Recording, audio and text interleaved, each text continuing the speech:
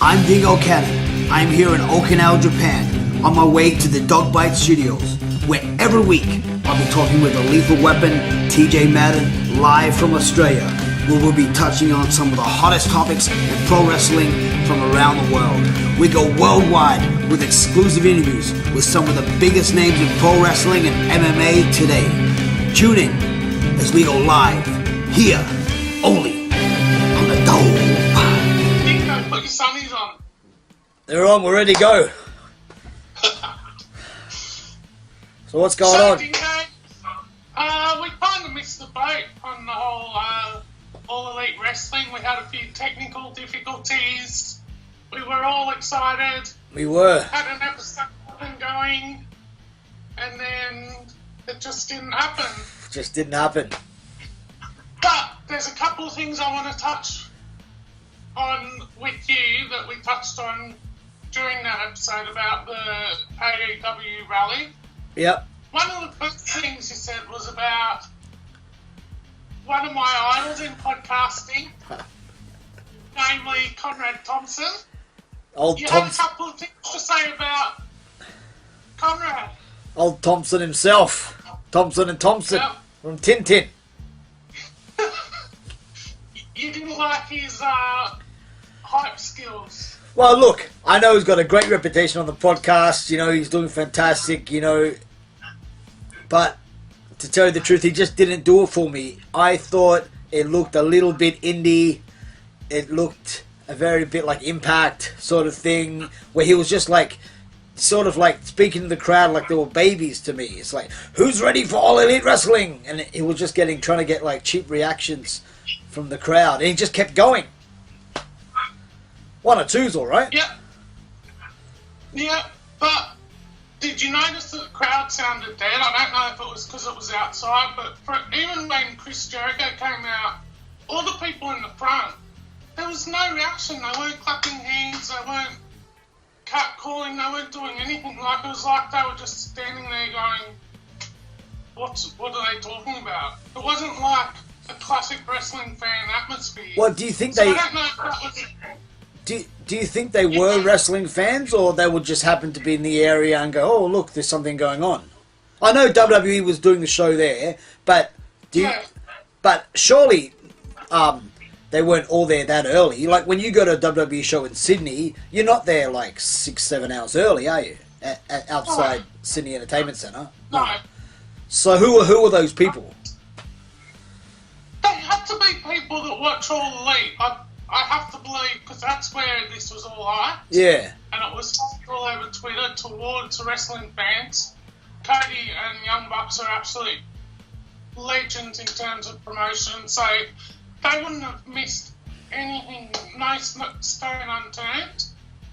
I just don't understand how they just stood there and had no reactions to these announcements. Was it because they were outside? But if you watch the video, they're not reacting. I can see that they're not reacting to it.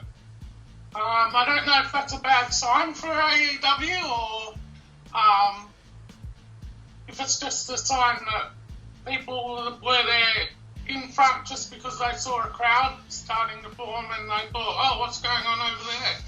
Yeah, because you know people will crowd around a block of ice if it's in the middle of the stage, you know.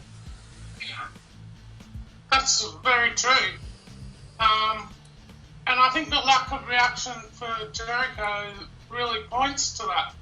Did you notice that when he came out, there were little spatters of cheers, but the people the camera was on were just standing there. Yeah, and again, like you said, was the crowd sound drowned out because it was outside? Yeah. I don't know, but I did notice that. Yes, I did. Yeah. And maybe Conrad had to do those cheap pops to, like you said, get them actually going, get a bee up their bonnet and excited for All Elite Wrestling. Yeah. And as you know, he is one of my idols in podcasting. He's part of the reason I decided that I would do this with you. Yeah, nice. And like, I understand where you're coming from. Watching it, I did watch it again after we did the AEW show that didn't work. Yeah. And I thought, yeah, he's right. Like, probably he did it too much. Maybe he was hearing what we heard, like, maybe because it was out in the wide open space, there just wasn't any atmosphere for it. Yeah. Can that brings me to, look, it's all fantastic news all the way around for pro wrestling in general. All Elite is just, you know, come out with a mind-blowing... But I've got two other bones to pick with that press conference, and you probably know one of them, definitely. Yeah. So you've got two more except for that Conrad Thompson. I got two more things I didn't like, and it looked very indie to me. Okay. What's your next one? Well, one is fantastic wrestler, but Dragon Gate's champion at the moment, Puck. Yeah. I wanted to talk about this with you too. Yeah, we didn't get a chance when the other one failed, but I don't understand All Elite Wrestling. Tell me if I'm wrong. Were they wrestling that day? No, I don't think they were. Right. So why is Puck coming out in a full wrestling costume? To me, it just looked ridiculous. It looked very indie. He should have been in a suit and made himself look respectable. He just came out just looking like a dirty hobbit. Like... Well, he's from Newcastle. I think they all look like that from Newcastle in England. Yeah, but they all just walk around wearing trunks. Like, can you put us... I saw everyone in Newcastle, England. We've lost the fans in Newcastle now. I wouldn't... No, we love you, Newcastle. It's just Park's entrance. We do. We didn't like. But what do you think? Do you think that he should have put some clothes on? Like, what reason was he in wrestling costume? And he just came out, basically said nothing, held the Dragon Gate belt up, which probably no one even knew what was. Yeah. Well, did they? No, they didn't, did they? They didn't really say anything about him being Dragon Gate champ. No, they just put a belt up. Yeah. Yeah, that is a bit strange. But, and I don't know why that happened. Paige was in his clothes, so... Yeah. So why was Park in his wrestling getup? Yeah, especially they're really pushing Paige. They're pushing the Hangman up, and then to give him a rubbish promo with one of the world's best wrestlers, Park, but a rubbish promo. Like, That's actually what I wanted to discuss with you. You tell people what you actually said about Park's promo, and do it like you did you were saying as a fan, but I disputed that you could argue what you said as a fan. From my eyes, what you're saying is, as a wrestler, putting himself in a fan's shoes. So you tell people what you said, and we'll discuss it. what did I say? What did I say again? Just for Okay, so basically you said,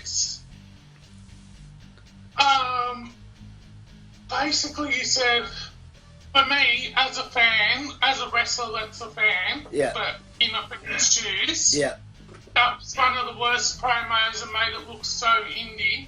Yeah. Just going in and saying, I'm a champion, what about you, fight me for the championship? Yeah. Which is basically what he said, like... in a roundabout way. What he said. And I dispute the way that promo went down, me as a fan, and I don't look at anything any other way than as a fan, because I'm not a wrestler, I've not been a wrestler, so I don't know what that view's like. But that promo, just the Park getting up in Adam Page's face and saying, why don't you fight the best? That got me excited for that championship match as a fan. Even without any build-up, it's just this strange guy coming out with no clothes and challenging. Like, wouldn't it be the opposite way around? If he's the champion, are they challenging for the Dragon Gate belt? This is what I'm confused. No, it's for the AEW belt. Okay, so why even bring the Dragon Gate belt into another company? Because he was saying, I'm already a champion. I'm already the best. Yeah, but you see, you see how company as well. But you understand my point is WWE wouldn't do that. You wouldn't have, say, who can I compare Puck to? Not AJ Styles, because he had his attempt in WWE, but obviously it didn't work well for him. So... Jeff Styles, did you say? No, I'll say Puck had his chance in the WWE, but it didn't work. Okay, yeah. So I can't compare him to an AJ Styles because he's not. Wrestling-wise, he is, but he just didn't work out for whatever reason. Ric Flair did it. Ric Flair did it in WWF. Well, but this is Ric Flair. It's Ric Flair. Now, come on, you can't compare Puck to Ric Flair. You know what I'm saying? I'm not comparing it, but I'm comparing the storyline. Yeah, but that was... He had the NWA here. He had the real world's belt.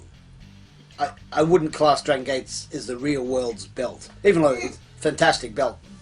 And very... No, but that's kind of where the storyline comes from. Don't forget, Cody Rhodes is very old school, and he would have all these promos in his mind, okay. And all these storylines in his mind. Yeah, fair enough. Exactly what you're saying. Ric Flair did it. But they didn't announce that he's the Dragon Gate World Champion from Japan. No, that's true. I agree with you there. I actually thought they did, but thinking back on it, I don't think they did mention it. He just said, I'm a champion elsewhere, and I'm going to take AEW as well. Yeah, can you imagine if like, who's the best example I can think of? Well, imagine like Chris Candido just came into the WWE back then, and he just had the I don't know, Smoky Mountain World Belt. Like, would anyone care?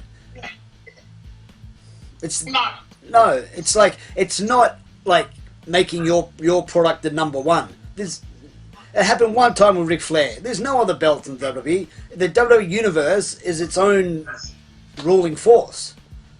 Yeah. That's still why, to me, it's indie bringing other belts into your company. If you're thinking big time, it's okay if you're an actual indie company and you're trying to bring famous guys into your company with belts. That's fantastic. By all means, like, go ahead, bring Puck into Frontline Pro Wrestling with Ben. That would be amazing. Yeah.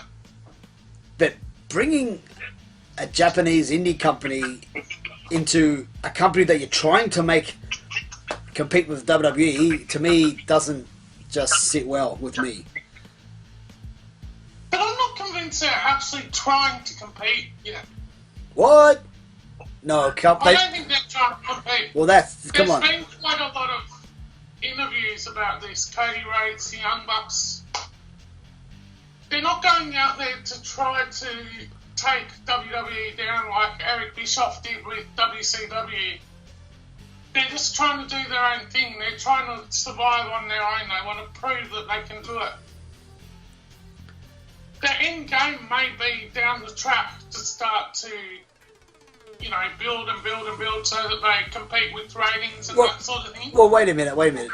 Now, who's backing All Elite Wrestling, right? Tony Khan from Jaguar. The Khans. Yeah. Yeah. So do you think these guys that have been in business, they're savvy, smart businessmen that want to make money, you think they're just in it for just because we love wrestling?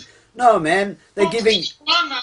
These are savvy businessmen. They want to be the best in the world.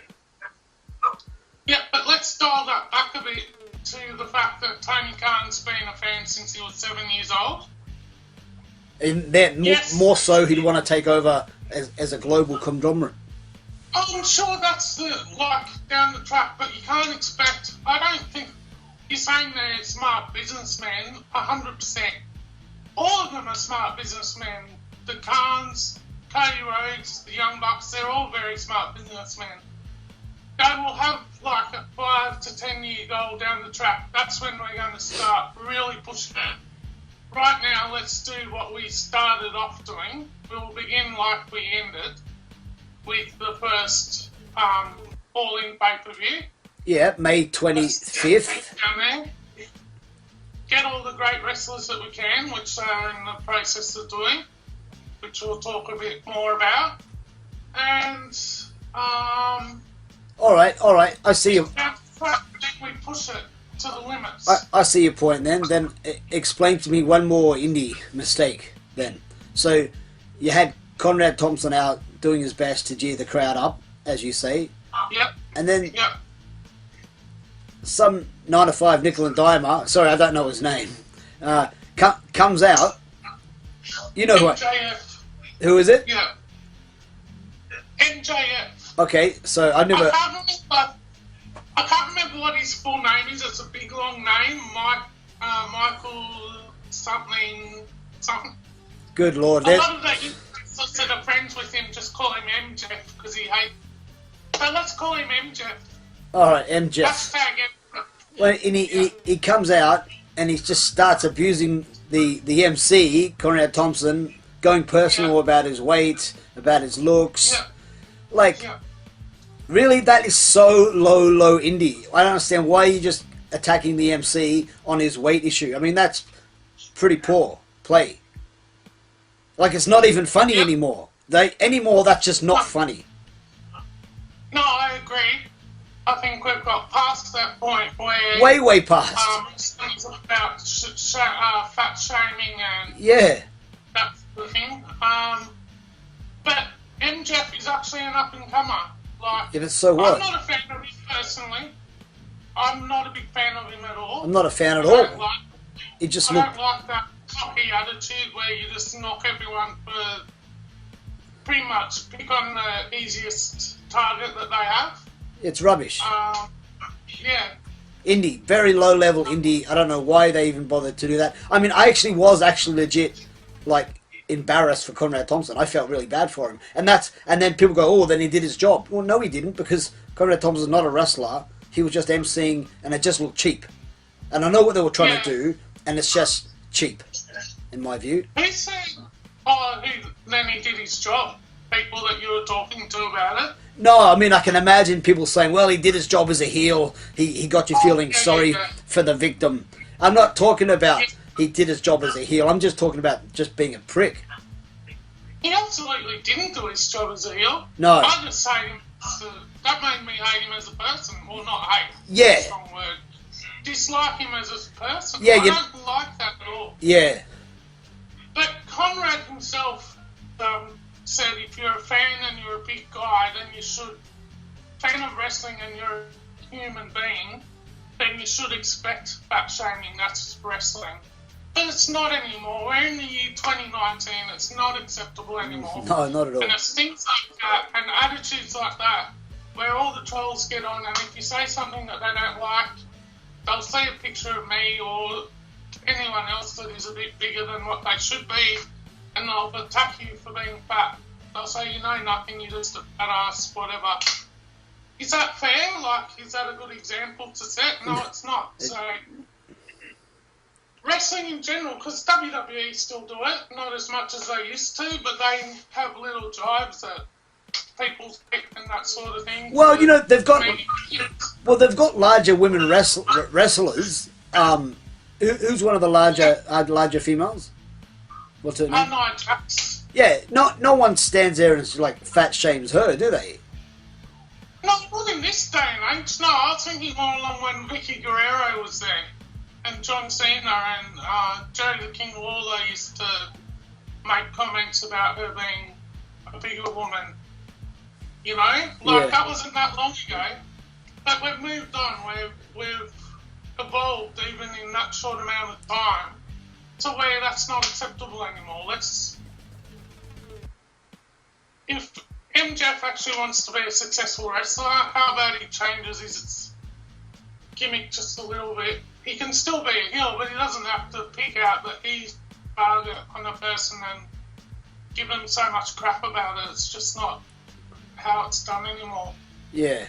So two little for me, you know, Puck not so much for you, but for me, like a few little disappointments in the overall package that they wanted to show.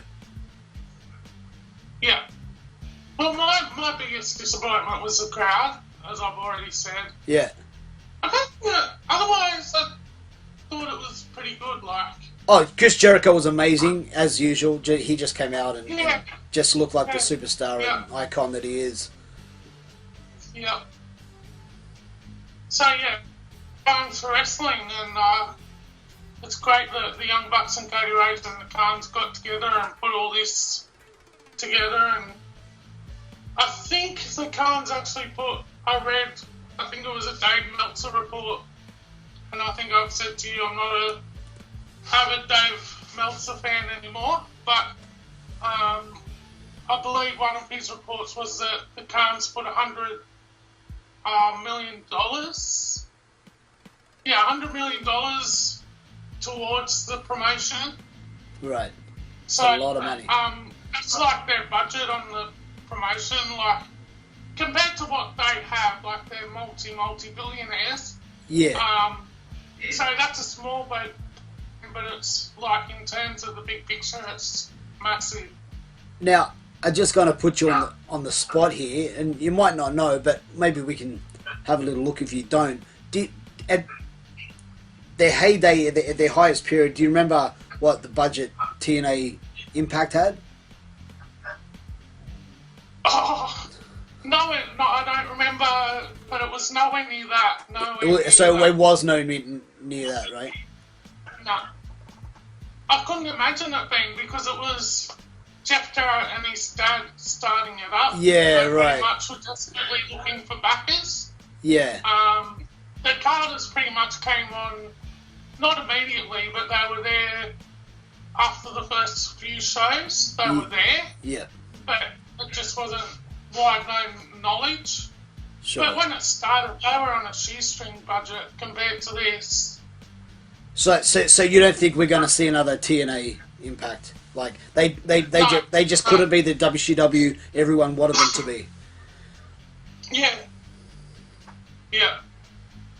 So, and I think the Young Bucks and Cody wouldn't go into something that was going to end up with that, with so many. Well, especially I read that they sat down with Triple H and they actually were offered such a great deal where they got full creative control. They could still do their elite videos.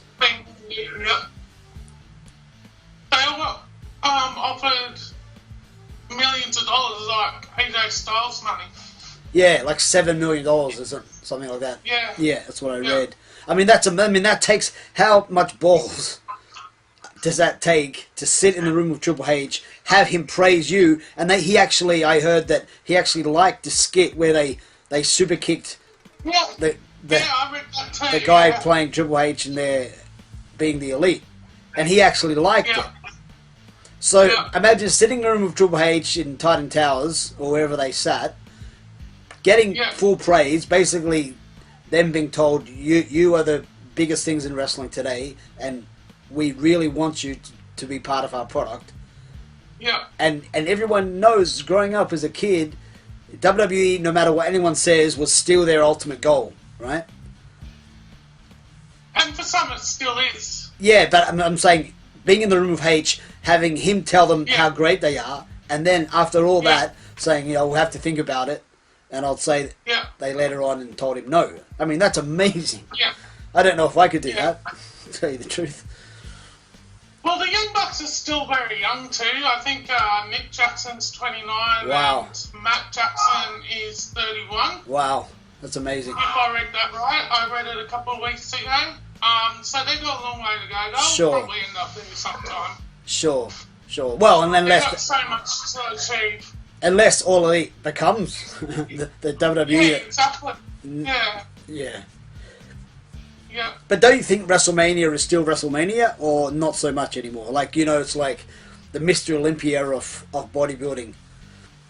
I still get sucked into the hype for WrestleMania. Like,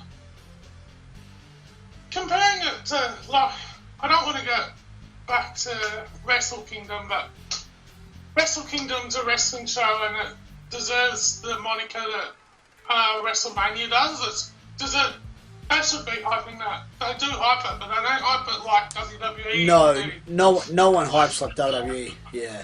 No. So I still get hyped into every single WrestleMania. It's always an exciting time. I'll always be excited to watch it, but it's not like a great show, and that's the disappointing thing. So the end product's not always as much as the hype, but to answer your question, that was a long way to answer your question. WrestleMania always be WrestleMania. There's nothing that beats it in terms of the hype and all the things that go on. Now they have the whole weekend where all the indies come and wrestle around the same area, and that's all because of WrestleMania. Yeah. If there was no WrestleMania, that wouldn't happen. No, that's true. So, yeah.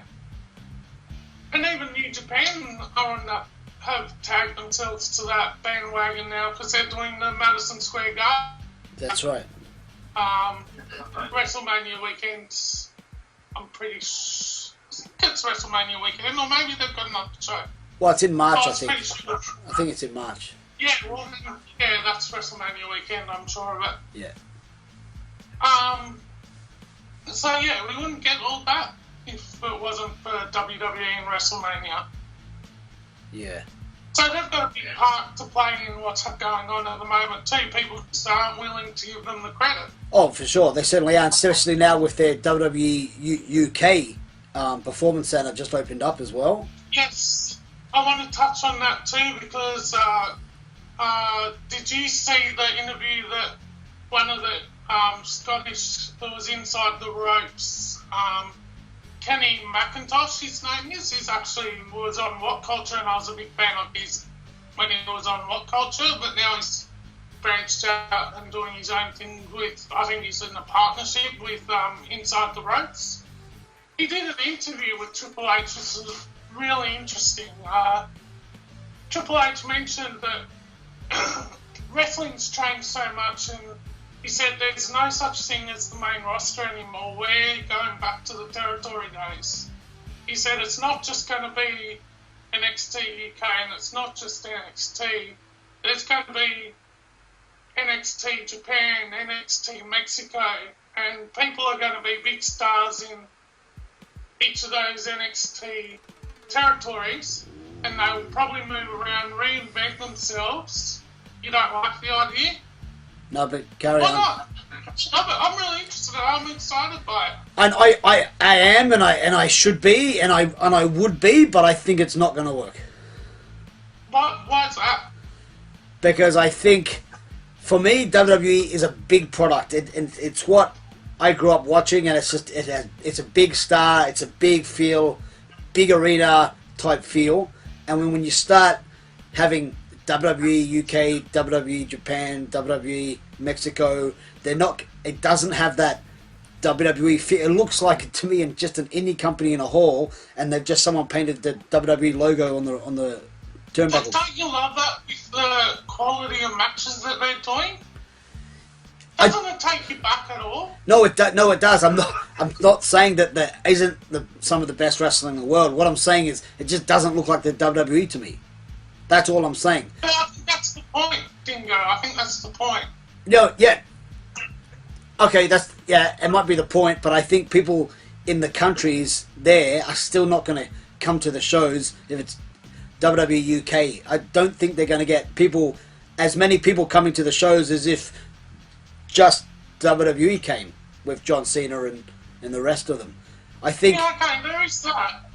Look, for example, I think, was it just yesterday or today, did Toni Storm not win the women's champion? Yeah, she did. Yeah, congratulations, Toni Storm. That's amazing. Like, and I haven't watched it yet, but apparently it was a great match as well. So. Yeah, good stuff. Being from Australia and New Zealand, good, great to see. But back to my point, not taking away from that win and everything that she's done. It's nothing. It's her winning that woman's belt. It would have been more prestigious if she won it on SmackDown or Raw. Am I right or wrong? Does anyone really know about the WWE UK women's belt or care? Well, they've had a pretty good crowd there.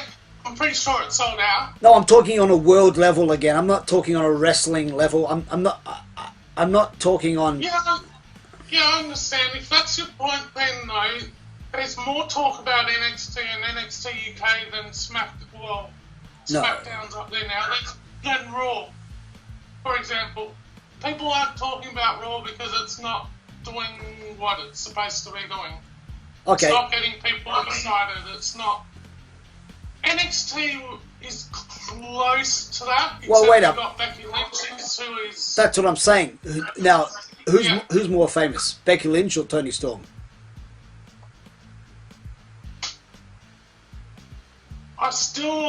That's In the world. Becky Lynch. Yeah.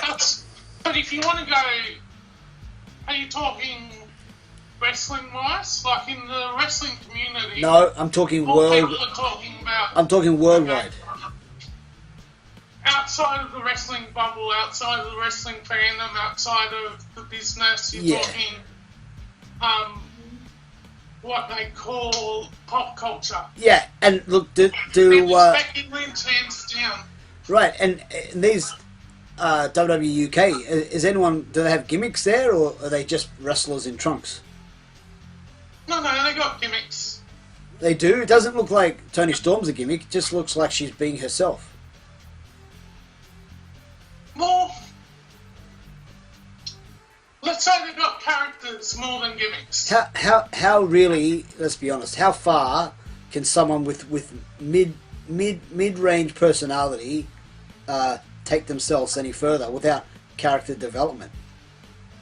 I mean, but that's what the performance center's for. Okay, sure. Well, yeah.